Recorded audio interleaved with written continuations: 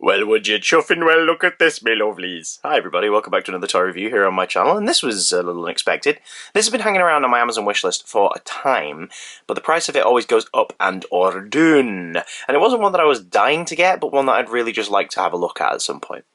I'm browsing Kapow Toys the other day, and it's in the damaged section of the sales page.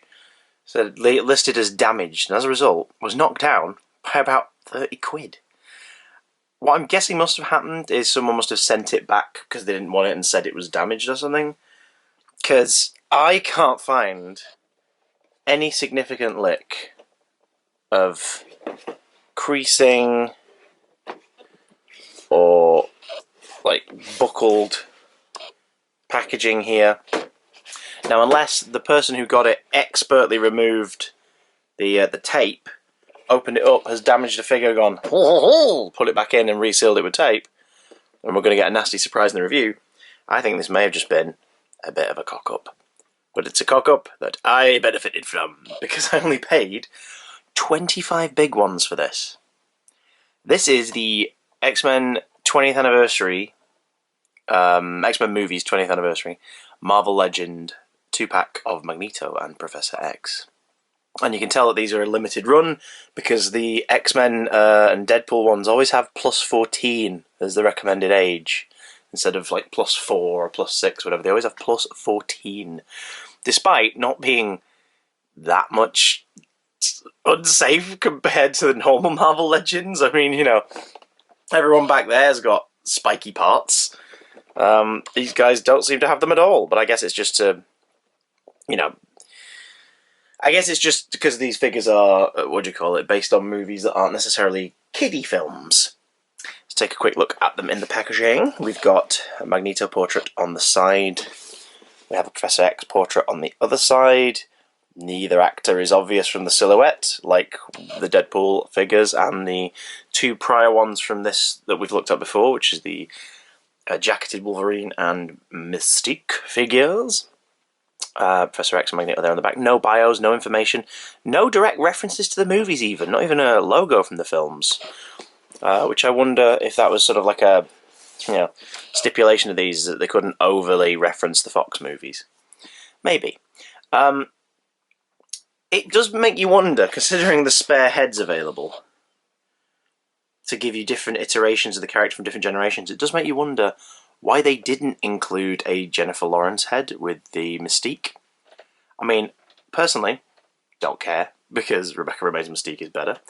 But, you know, if they're going to give fans of both sort of eras of the films this many options, why not do it from the start? Ah, well. They look lovely in the window packaging, and I'll be honest, this is a figure set that I think a lot of people would be happy buying, and then just leaving to display like this. But we are going to crack into them. So let's take a look at the 20th anniversary of the X-Men movie franchise, Marvel Legends double pack of Magneto and Professor X. Before we begin proper, let's take a look at Charles Xavier's wheelchair. Why? Because there's a little bit of construction required. When you get it in the box, there's a wheel sort of decoratively just propped up in here, and there's another one underneath it. To build it, you will find inside the box a bar, which goes out through here into the spokes, for the wheels to click into. To build it, you have to very gently pop this side of the wheelchair frame off, then slide the bar in here, pop it back in there, and click it back into position. Unfortunately, once you have slid it off, you'll notice that it does slide out of here quite a bit, so be careful with your wheelchair and make sure to pop the wheels on as best you can. It's a pretty standard wheelchair. Like, this is, as far as I'm aware, I might be wrong, please correct me if I am, this is the first ever just like standard wheelchair that Marvel Legends has done. It's the second one I've owned, funnily enough. Like, the other one was DC Direct, did it for Barbara Gordon for the Arkham Knight Batgirl 2-pack. Which is a really great prop wheelchair for toys, actually. But this one has got non-articulated wheels at the front, they're just painted on. Bigger wheels that, of course, you add on and can move. The other wheelchairs that Marvel Legends have done have usually been for Charles Xavier, and they've ranged from the big giant cartoon yellow floating one to big chunky metallic ones with, X in the wheels. This is, I guess, to fit in with your James McAvoy Xavier, like the not 60s, the 80s in that timeline, isn't it, that he loses his hair? Don't even get me started on those movies. But I'll just let my X-Men movie thoughts mask slip there. It's a really nice piece. Like, the paint on the back is nice. It looks suitably kind of faux leathery. It's a cool piece. We just need someone to sit in it. Boom! There he is, Professor Charles Xavier, specifically the James McAvoy incarnation. He sits decently in the chair. He's got a habit of sliding forwards. You've really got to kind of get him back. His legs don't quite reach the foot supports, foot pedals, foot rests, as it were. So you've got to be a little careful with him. Make sure he's not just slumping. And it's mostly because he can't bend at the crotch as much as other figures can because of the sculpt of his jacket. So that's a bit of an oversight, I think. But yeah, there he is, like holding onto the turn on the outer wheel. In situ, gotta say, it's a good looking Professor X figure, but let's take a look at the figure as is. Articulation for Professor Charles Xavier. He has, oh, I'm so sorry to report this, but to be fair, you're not going to do him in many action poses, so fair enough. He has the dreaded shit boot cut. Pardon the French, but it is the correct term for this sculpt. It's awful. It barely bends forward, just about bends backwards, doesn't twist at the ankle. He's got no calf articulation, but he does have a double knee joint, which leaves a hilariously boxy knee. Swivels at the top of the thigh. The crotch goes outwards and upwards, but is hampered quite a bit by the sculpt of the jacket. The jacket itself hides the waist articulation. He has, by the feel of it, a rib crunch, but of course it's under a rubber piece, so you can't utilise it or see it. His arms go out and around with a decent amount of arc there, for a character that's mostly going to be sat down and is in a suit, so it'd be restrictive anyway on the movement. Double elbow joint, the wrist swivels at the peg where you put the hands in, and based on which one you're using, tilts forwards and backwards. His neck, his little neck, I don't think he's meant to articulate at the base, that's just where the piece is in place, but it does move slightly. And his head is on a peg with a ball joint top to allow for a decent range of naturalistic movements. Let's take a look at the details of the figure. I'm just going to stand, there we go. Okay, so the sculpt, the use of that sculpt for the boots is annoying, and I hate these shit boots, so they need to get rid of them, but the shiny gloss and sculpt on the boots itself is nice. Pants have got a bit of a shine to them, which I think is weird. The whole suit has a bit of a shine to it. I think it's just the nature of the plastic, but you know, I'm sure there could be a better paint to mute the colour, maybe go for a slightly lighter blue.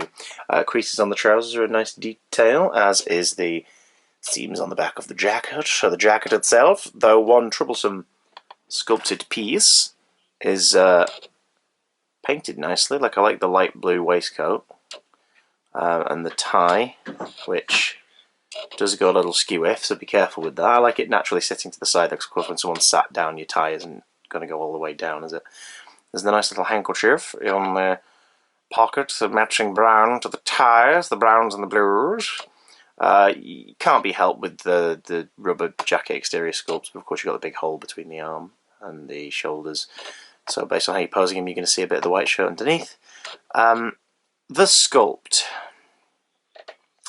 So, I think because this is on top of the body of Charles Xavier, you would look at that and go, yeah, right, yeah, it's James McAvoy from X-Men First Class and whatnot.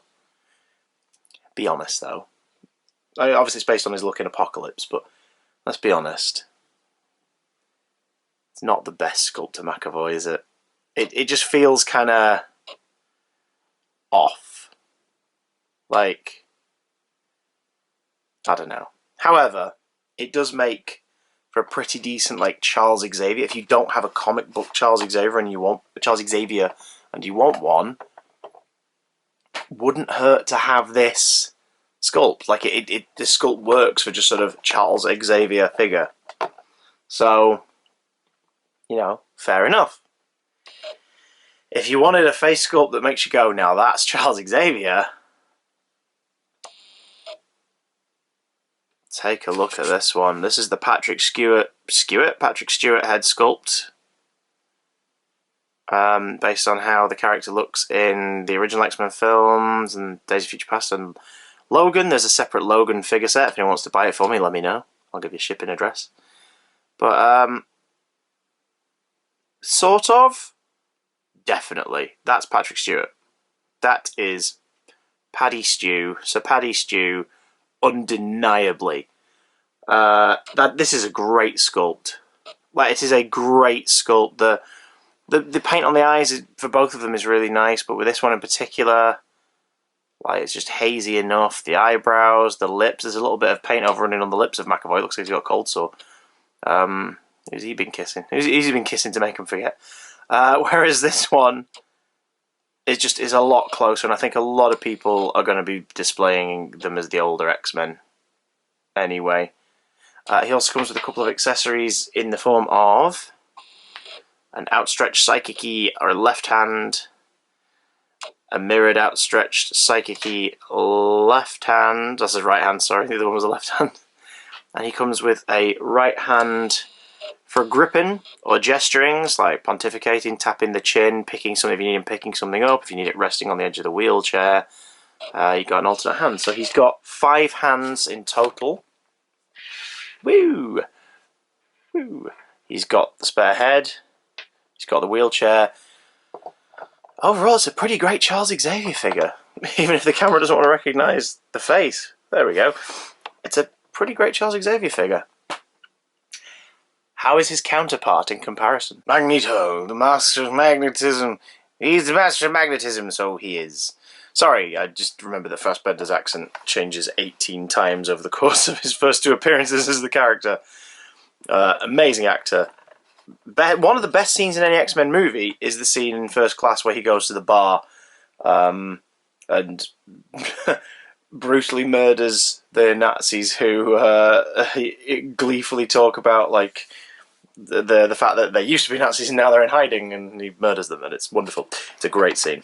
And probably the only remaining element in an actual movie of the X-Men Origins Magneto film they were thinking of making for a while, until X-Men Origins Wolverine tanked. But we have a Magneto figure. It is based, I believe, on his appearance in Days of Future Past more than anything. This looks like the armor he wears in Days of Future Past. Someone in the comments correct me if I'm wrong, but I can picture this Magneto being the one moving the stadium around the White House and, you know, using the Sentinels. But yeah, it cuts an impressive figure. I think a lot of that is down to the sculpted cape. But let's see what he's all about. So, articulation on Magneto. He has a pivot in the ankles, and they go forward and back. He has a very well concealed turn in his calves where the boots are sculpted. Well done. I do miss carved turns that don't look awful. He has double jointed knee with the new patented pegless joints. Yes. He has a swivel at the top of the thigh that is a little stiff on mine, so do be careful. And the legs move forward and outwards, although, again, very... no! Very stiff. Well, very stiff on mine. I'm getting flashbacks to the movie Shame now. No waist swivel. Oh, no, hang on. No, there's no waist swivel because of the sculpt. There's sort of like a line in between, so don't try it. He has a pretty impressive, not so much he's got like a rib crunch, which is not an impressive forward, but backward you get a lot of correct posture kind of movement. So if you've got him on a figure stand floating, for example, you can have him proper lording it up over everyone. He has shoulders that go forwards with a little bit of a pop and outwards. He has a swivel at the top of the arm. A new patented double elbow joint without a peg. But the front part of the arm does not bend very much, which actually is quite realistic realistic based on the costumes the actors wear in the films. They obviously can't like flex completely, so you know, I don't mind it. The wrist articulation is where the hand is. The hand's bend forward and backward based on the individual articulation of the hand you are using. Oh, there's a paint chip there, that's annoying. He has, again, I don't think it's an intended swivel at the bottom of the neck, it's just where the plastic meets the body, but you can turn his head and move it backwards and forwards on a bold-topped peg joint. Let's get straighten him out a little bit, and let's have a little look at Magneto's details closer up, shall we? I think that we should. So, very shiny buttes with minimal detail, but they look nice. It's a slightly less shiny material on the pants that has a nice ridged quality, sculpt on the side of them, you see. The armour has a very nice, very good, very nice, sort of bronze tinge to it, and the red that accompanies it. The texture up here sort of gives it a nice material look. Shame it doesn't go onto the arms, but what have you. The gloves are the same shiny black as the boots. Now we've got the head sculpt. I will take a look at the head sculpt in a moment's time, but the helmet, the slightly sort of knackered colouring, plays off against the colour of the cape and armour on this incarnation very nicely. The cape itself is a sculpted piece that looks a little boring from the back, but from the front, very nice, all draped and whatnot. And you can remove the cape should you wish by popping the head of the figure off, and there's a peg at the back. So if you wanted to take the cape off, you could. It's got a nice broad back there, you see? So you can, if you wanted to customise the figure or make a cape for him, more realistic one, like or material one, especially, for example, if you wanted to customise the cape to be catered a lot more to the Ian McKellen incarnation of the character and have it be a big black cape that he drapes around the front of himself a little more. Oh, without the cape, that head sculpt looks a little weird. Let's touch on his accessories, shall we? Starting with the hands. Magneto comes with bald right fist and an open powers using, I guess, left hand. He also comes with an open right hand and a balled up fist left hand. The gloves have a lot of nice subtle detailing on them, like seams and ridges. Very, very, very nice. Very good, very nice.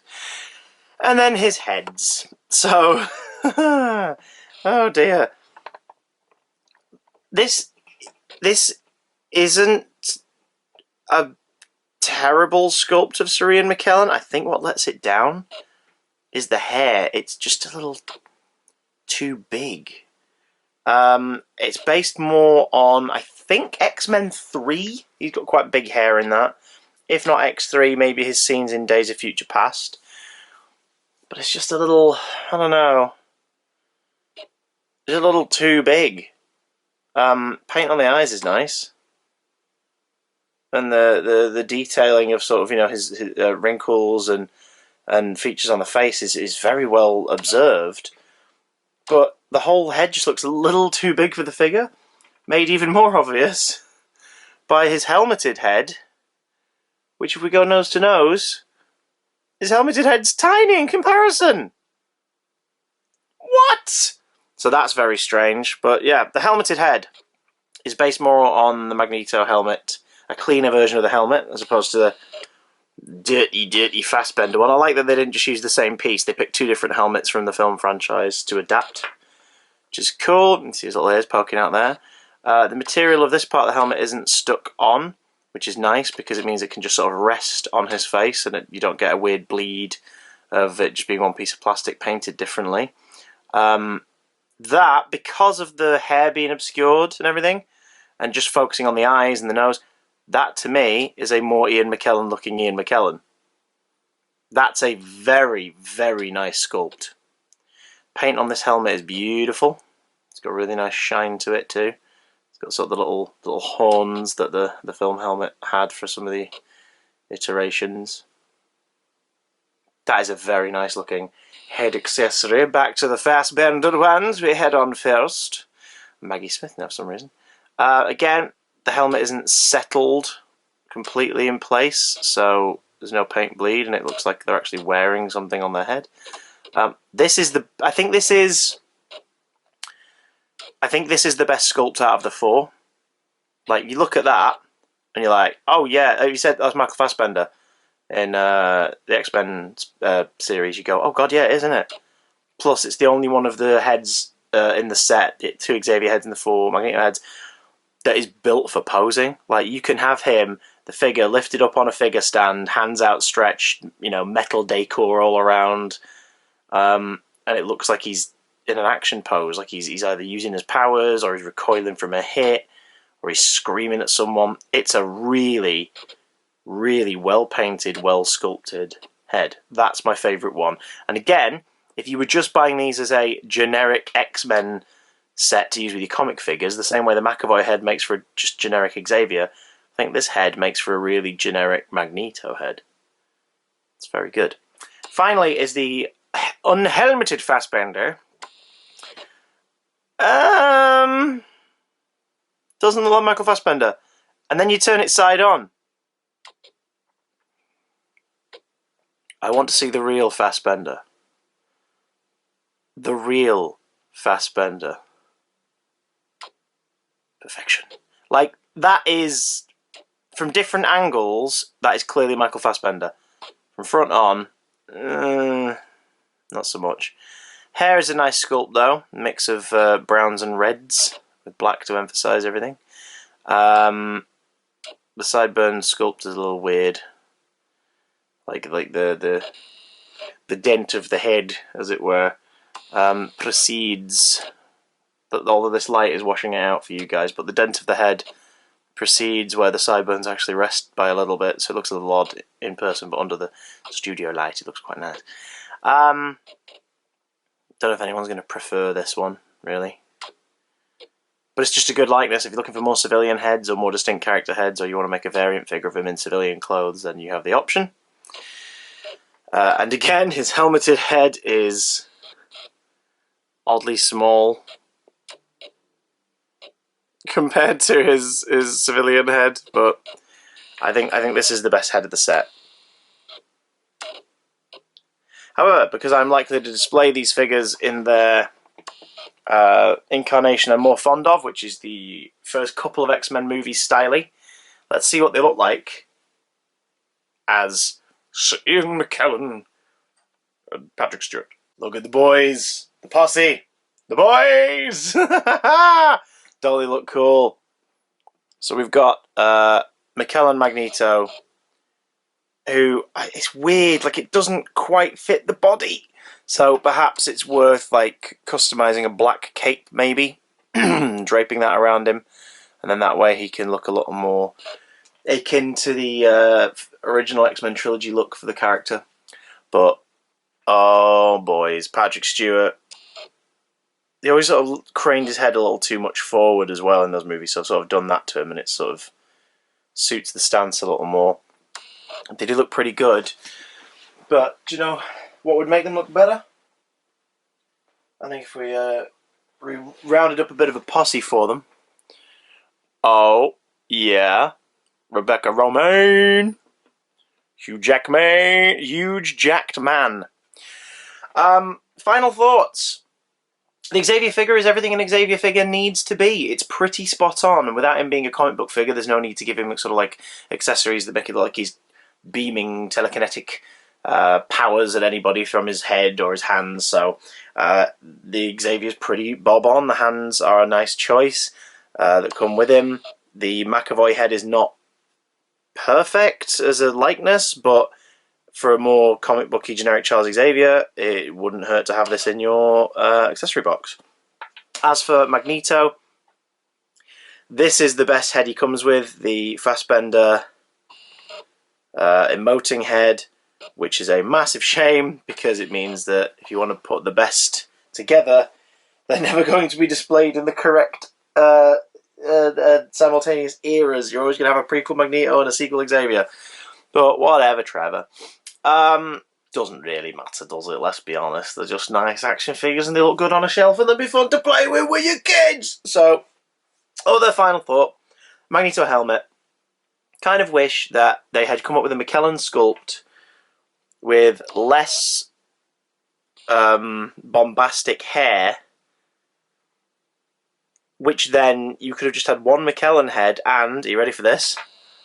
A removable helmet. Imagine if we had a removable helmet, you could have him displayed without his helmet on, holding the helmet under his arm like he did a lot in those movies. That seems to be an obvious missed trick here. But for display, that doesn't really matter. It just loses one option for you. They gave you a helmeted and an unhelmeted head, so, you know, what more can you want, really? Other than picky little stuff. I really like the set. I think it's a lot of fun. On their own, fine. With an X-Man and a member of the Brotherhood of Evil Mutants, then even better. What do you think? Do you like the Charles Xavier, Professor X, and Eric Lenscher Magneto set from the 20th anniversary? Do you want to help me find my white whale? The only one of these I didn't manage to get from the X-Men original sort of movies is the white-vested Wolverine. Do you want me to have a look at the Logan set with Xavier and Wolverine based on Logan? If so, I need to add it to my Amazon wishlist for you guys to help me get it. Link for that is in the description, as is a link for my PayPal donations if you want to put toward any toys and get a shout out in the review. Of course, you're under no obligation to do so. I'm not pressuring you to do out. But if you do want to support me without spending money, all you got to do is give this video a thumbs up, leave a comment below on what you think of the figures or what you think of the reviews if you found them useful. Is there a figure in the collection I haven't reviewed that you'd like me to go back and do a review for? Maybe you've seen it in the background of videos or whatever. Let me know in the comments below. And I will catch you here soon for another Action figure review. Bub. I had to say it. Legal requirement.